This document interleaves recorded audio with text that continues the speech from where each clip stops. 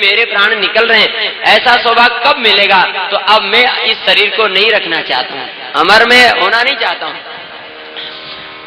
भगवान कहते हैं बाली अब तुम्हारी कमी हमें खलेगी, तुम जैसा वीर जा रहा है धरती से तो तुम्हारी कमी हमें खलेगी। तो बाली कहता कि प्रभु बिल्कुल नहीं खलेगी, मेरी कमी आपको नहीं खलेगी, कौन पूरी करेगा तुम्हारी कमी? बाली कहता है प्रभु मेरा यह पुत्र अंगद है। बगल में अंगद जी खड़े हुए थे। बाली ने कहा हे नाथ ये मेरा पुत्र अंगद है, यह मेरी कमी पूर्ति करेगा, मेरा स्थान संभालेगा। भगवान ने कहा तो अंगद बाली तुम्हारा पुत्र अंगद जैसे तुम अभिमानी हो वैसे ये भी अभिमानी होगा। बाली कहता है नहीं प्रभु मैं तो अभिमानी था लेकिन मेरा पुत्र अभिमानी नहीं है। यह तने मम सम विनय बल कल्याण प्रद प्रभु लीजिए। हे प्रभु ये मेरे समान ही बलवान जरूर है लेकिन अभिमानी नहीं है, आप इसको अपना दास बनाइए, इसको अपनी सेवा में रखिए प्रभु। तो भगवान ने कहा कि बाली यदि यह बात है तो तुम अपने पुत्र अंगद से कहो कि वो हमारे चरण पकड़ ले। बाली कहता है प्रभु यदि अंगद आपके चरण पकड़ेगा तो वो छोड़ सकता है, इसलिए मैं अंगद से नहीं कहूंगा कि बेटा तू भगवान के चरण पकड़, नहीं मैं आपसे निवेदन कर रहा हूं। गई बाण सुर नर नाह आपन दास अंगद कीजिए, आप अंगद का हाथ पकड़िए और आप पकड़ लेंगे तो फिर छोड़ेंगे नहीं। हो सकता है बानरी ही तो है, भटक सकता है आपकी माया के कारण अंगद भी, इसलिए प्रभु आप यदि हाथ पकड़ लेंगे तो जिम्मेदारी आपकी होगी। यदि बाल अंगद भटकेगा तो आप उसे संभाल लेंगे, इसलिए आप अंगद का हाथ पकड़ लीजिए, अपना दास बना करके सेवा में रखिए, ये मेरी आपसे प्रार्थना है। और प्रभु मैं जिस भी योनि में जन्मूं बस आपकी सेवा मिले, जय जोनि जन्मो कर्म वस्तः राम पद अनुरागों। इस प्रकार से बाली ने भगवान से प्रार्थना करके और भगवान के दर्शन करते हुए अपने शरीर को त्याग दिया। बाली का अंतिम संस्कार करने के बाद में सुग्रीव को महाराज राजा बना दिया गया है और भगवान 4 महीने तक प्रवर्षण गिरी पर्वत पर निवास करते हैं। और उसके बाद में 4 महीने जब व्यतीत हो गए तो भगवान ने लक्ष्मण से कहा कि लक्ष्मण वर्षा विगत शरद ऋतु आई है, सुदन तात सीता के पाई। भैया लक्ष्मण 4 महीने व्यतीत हो गए लेकिन अभी तक जो है सीता का कोई पता नहीं चला है। और सुग्रीव तो आज जो है पावा राजकोशपुर नारी, वह तो राज्य और नारी को पाकर के हमको भूल गया है। तो इस सुग्रीव को अभी पता नहीं है जिस बाण से मैंने बाली का वध किया है वह बाण अभी मेरे तरकस में है, मैं सुग्रीव का वध कर दूंगा।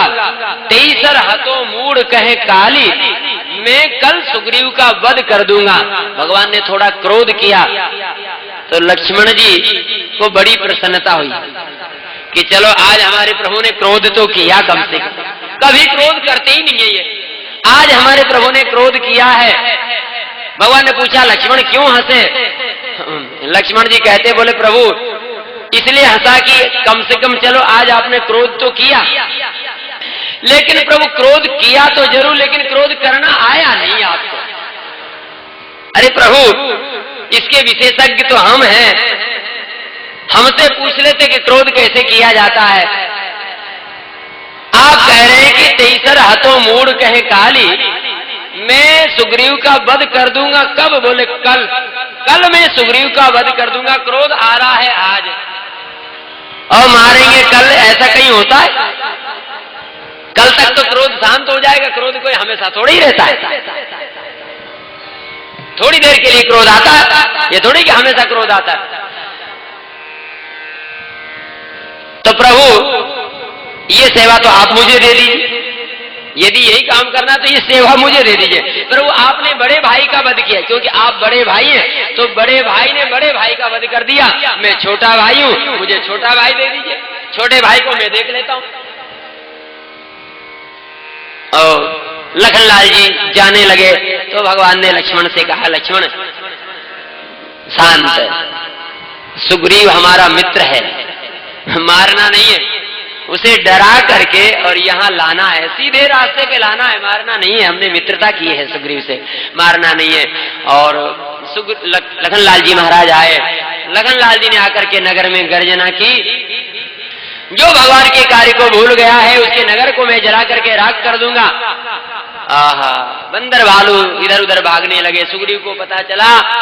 यहाँ हनुमान जी जो हैं सुग्रीव को समझाते हैं कि आप भगवान के कार्य को भूल गए हैं, प्रभु का ध्यान रखना चाहिए।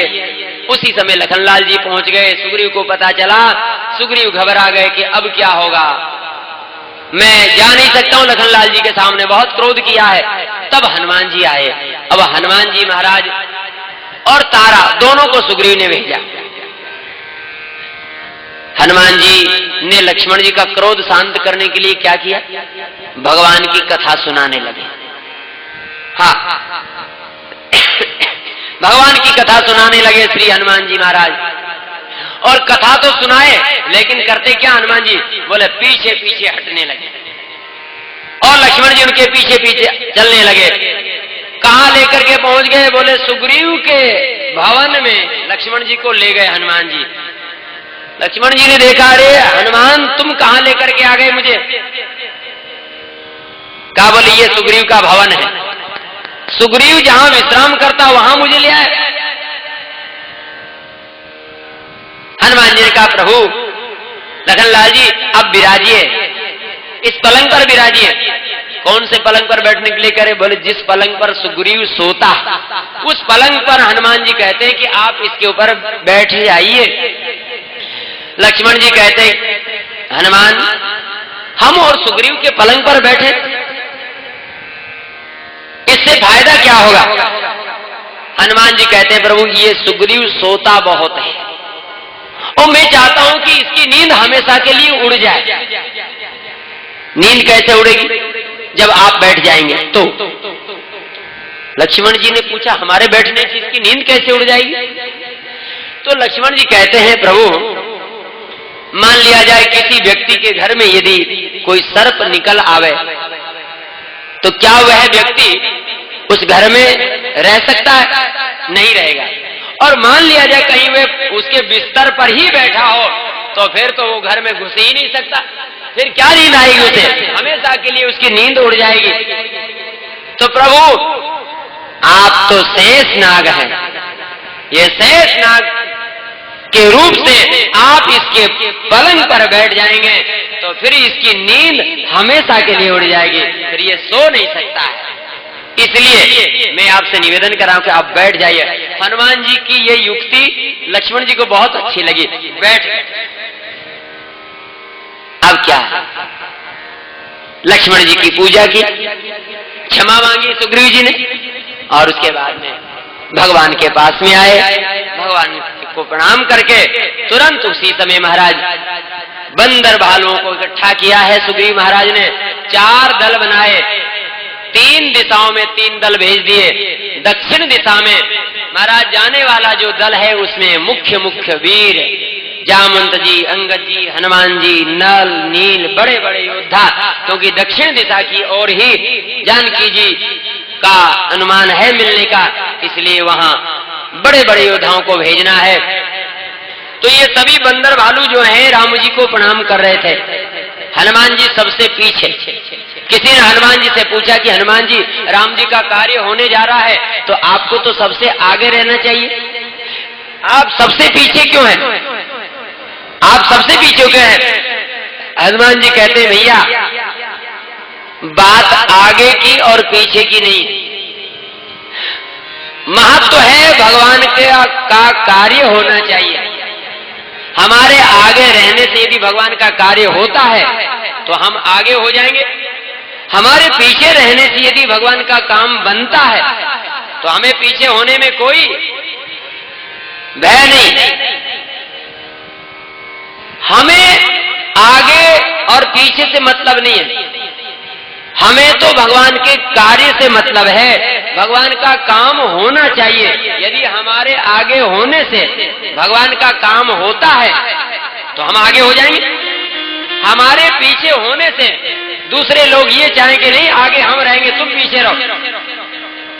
और यदि भगवान का काम बनता है तो हम अपनी प्रतिष्ठा नहीं देखेंगे कि पहले हमें पूछो, हमें आगे करो, हम आगे नहीं तो काम नहीं करेंगे, ऐसा नहीं। फिर तो हम अपनी प्रतिष्ठा देख रहे, भगवान की सेवा थोड़ी देख रहे। तो हनुमान जी कहते हैं हमारे पीछे रहने से यदि भगवान का काम होता है तो हमारा पीछे रहना अच्छा है। और दूसरी बात यह है, हनुमान जी कहते हैं कि हम किसके पीछे? बंदर भालुओं के पीछे। ये बंदर भालू कहां जा रहे हैं? बोले भगवान की ओर बढ़ रहे हैं। हनुमान जी कहते हैं कि यदि पीछे ही रहना है तो उनके पीछे रहना चाहिए। किनके पीछे? बोले जो भगवान की ओर बढ़ते हैं, जो भगवान की ओर चल रहे हैं उनके पीछे पीछे चलो तो भगवान तक पहुंच जाओगे। देखिए राम जी चित्रकूट में जब गए तो अयोध्या वासियों को नहीं ले गए। राम जी तो अपने साथ में किसी को नहीं ले गए, सबको सोते हुए छोड़ करके चले गए। और बाद में जब भरत जी गए तो महाराज भरत जी सबको साथ में लेकर के गए। भरत जी के माध्यम से सब भगवान तक पहुंच गए। इसका तात्पर्य है कि यदि भगवान को पाना है तो संतों के पीछे चलना चाहिए, संतों का अनुकरण करना चाहिए, भक्तों को आदर्श बनाना चाहिए अपने जीवन में। हनुमान जी कहते हैं हम पीछे हैं तो किनके पीछे हैं? बोले जो भगवान की ओर बढ़ रहे हैं उनके पीछे हैं। अच्छा तो आप उनके पीछे रहते हैं, कब तक आप उनके पीछे रहते हैं? हनुमान जी कहते हैं देखो हम पीछे ही नहीं है। हनुमान जी कहते हैं हम पीछे ही नहीं है, हम उनके पीछे पड़े हैं। हनुमान जी कहते हैं हम उनके पीछे पड़े हैं। किसके पीछे पड़े हैं आप? क्या सभी के पीछे पड़ते? बोले नहीं नहीं नहीं, सबके पीछे नहीं पड़ते, हम उनके पीछे पड़ते हैं जो भगवान से मिलने जाते हैं, हम उनके पीछे पड़ जाते हैं। जो एक बार भगवान के परिकर में शामिल हो जाता है, जो एक बार भगवान की ओर चल देता है तो हम उनके पीछे पड़ जाते हैं। क्यों? कि अब भगवान की ओर चल दिए हो तो चलते ही रहना, पीछे मत मुड़ना। हम उनको पीछे नहीं मुड़ने देते हैं। फिर एक बार चल दिए तो फिर चलाते ही रहते हैं। तो बोले कब तक पीछे पड़े रहते हैं? बोले जब तक भगवान से मिला नहीं देते तब तक पीछे पड़े रहते हैं। हनुमान जी कहते हैं कि जब तक मैं भगवान से मिला नहीं देता हूं तब तक उनके पीछे पड़ा रहता हूं। देखो एक बार जिसने राम मंत्र ले लिया, जो राम जी के परिकर में शामिल हो गया, भगवान उसकी जिम्मेदारी हनुमान जी को सौंपते हैं कि अब ये हमारा सदस्य है, हमारा परिकर है, कहीं इधर उधर नहीं बहकना चाहिए। हनुमान जी सबको संभाल करके रखते हैं। जिसके गले में तुलसी की कंठी है, जिसने भगवान का मंत्र ले रखा है, वह भगवान का हो गया। अरे हर व्यक्ति चाहता है कि हमारे सदस्य बढ़े, कौन नहीं चाहता है? सब चाहते हैं हमारा परिकर बढ़े। जो एक बार हमारे दल में शामिल हो गया बाहर नहीं जाना चाहिए, दूसरे दल में नहीं जाना चाहिए।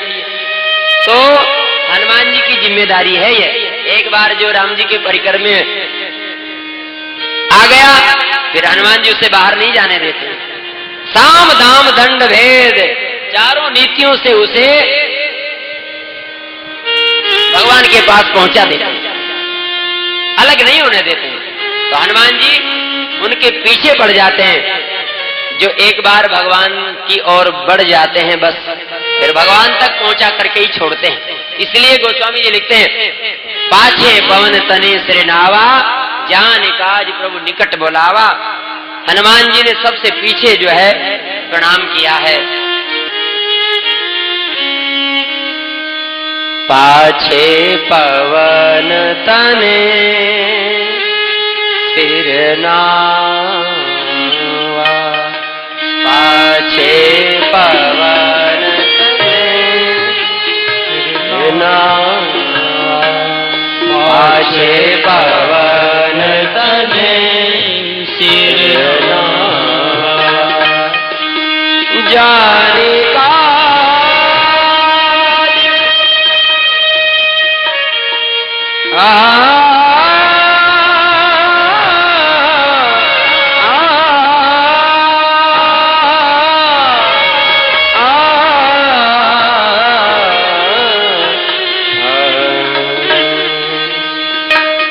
पाछे पवन तने सिर नावा, पाछे पवन तने सिर नावा, जाने काज प्रभु निकट बोलावा, जाने काज प्रभु निकट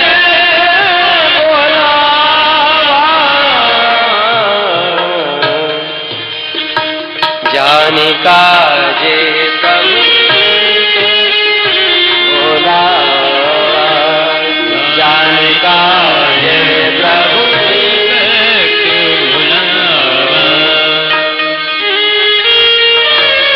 भगवान ने हनुमान जी को अपने पास में बुलाया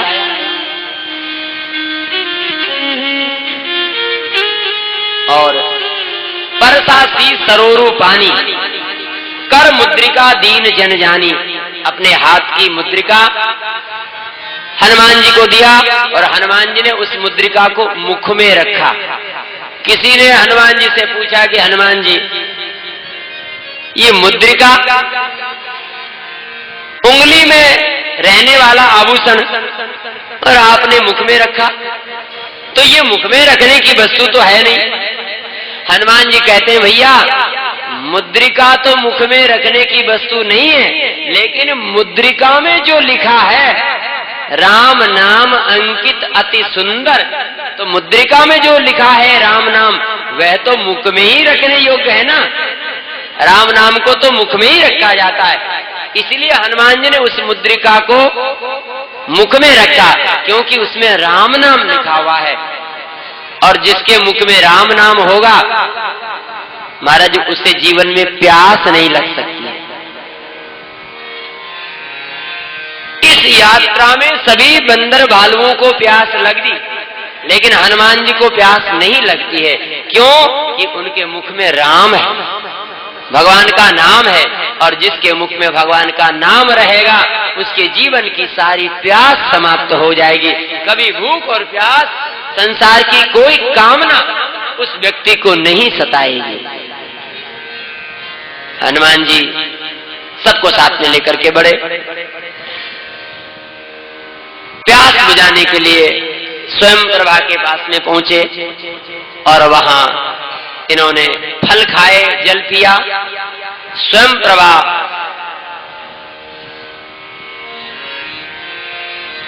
से इन्होंने कहा कि हम जानकी जी की खोज करने आए हैं, अब इस गुफा से बाहर कैसे निकलेंगे? स्वयं प्रभा ने कहा नेत्र बंद करो, और सबने नेत्र बंद किए। एक बात है, शायद यह बंदर यदि अधिक देर तक अपने नेत्रों को बंद किए रहते तो हो सकता है जानकी मां के पास में ही पहुंचा देती है स्वयं प्रभा, लेकिन बंदर ठहरे, चंचल स्वभाव, कि कितनी देर आंख बंद कर सकते? बंदर से कहा जाए कि तुम अपनी आंख बंद करो, कितनी देर बंद करें? वो ज्यादा देर आंख बंद कर ही नहीं सकता, बंदर का स्वभाव चंचल। तो इन्होंने आंख बंद तो करी, लेकिन तुरंत ही खोल दिए, तो जैसे नेत्र खोले तो समुद्र के किनारे खड़े। यहां पर संपाति से भेंट होती है और संपाति इधर ये सभी बंदर भालू जो है निराश हो गए थे कि अब इस 100 योजन के समुद्र को कौन लांघेगा। तो उस समय संपाति ने कहा कि जो 100 योजन के समुद्र को लांघ जाएगा वही वहां पहुंचेगा। सभी बंदरों ने अपना अपना बल का वर्णन किया। अंत में अंगद जी कहते हैं कि मैं पार जा सकता हूं लेकिन लौट नहीं सकता हूं। तो बोले फिर जाने से फायदा क्या? जा सकते हो, आ नहीं सकते तो फायदा क्या हुआ? कोई मतलब नहीं। जामवंत जी कहते हैं कि हम अब बूढ़े हो गए इसलिए, नहीं तो हम जब जवान थे ना तो कहते हैं जामवंत जी, उभय घड़ी में दीनी 7 प्रदक्षिण धाये, 2 घड़ी में 7 परिक्रमा की थी पूरे ब्रह्मांड की, लेकिन अब हम वृद्ध हो गए। तो वृद्ध लोग अपने बीते हुए काल को याद करके अपनी बात बना लेते हैं। हम बूढ़े हो गए इसलिए।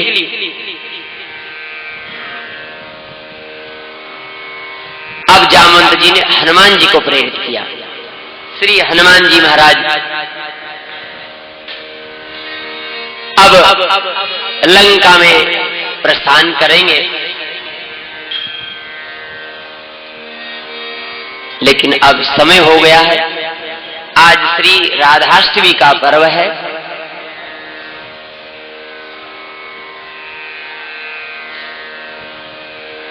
आज का जो दिन है परम पावन दिन है।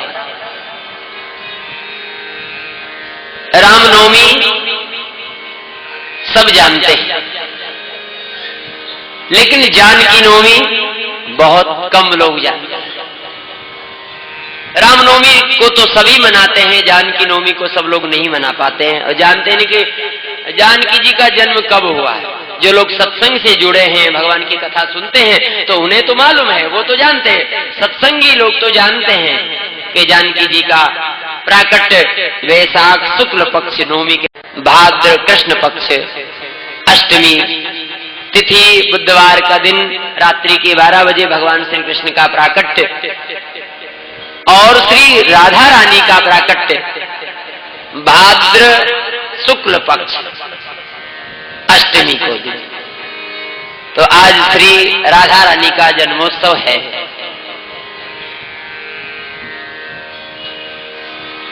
हमारी संस्कृति बहुत अच्छी है। सनातन धर्म की जो व्यवस्था है वह बहुत अच्छी है। बड़े सहजता से हम भगवान को याद कर लेते हैं।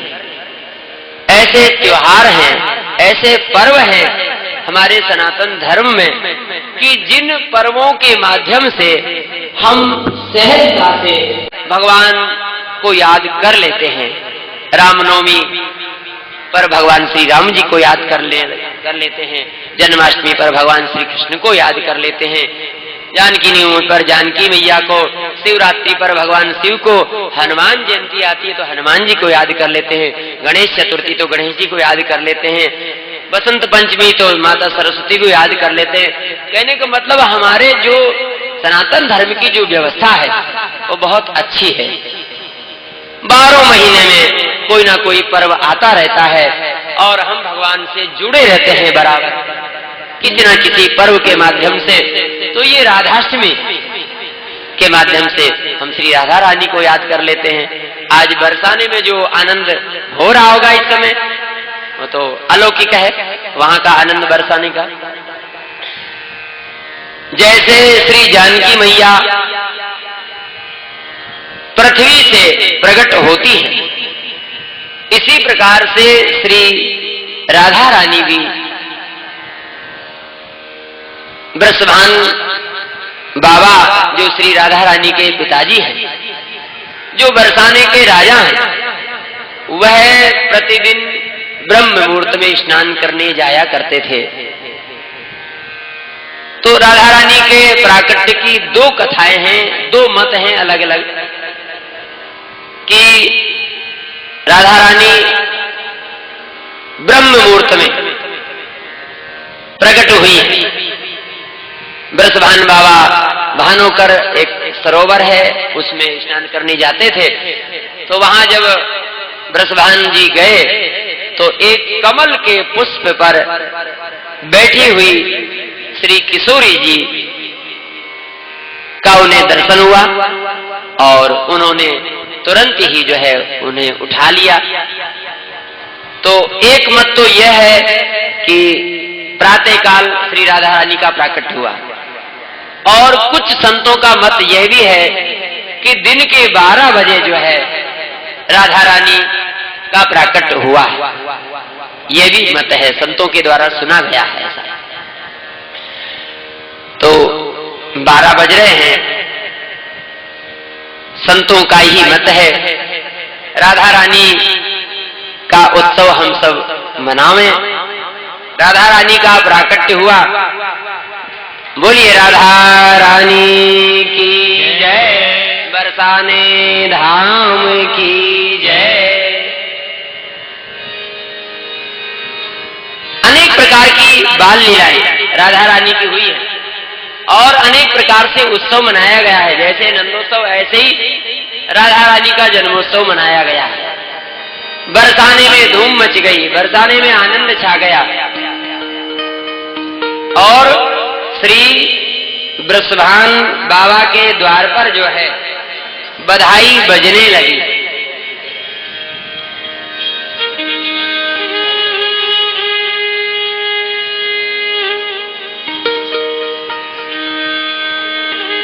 हरि बरसाने में आज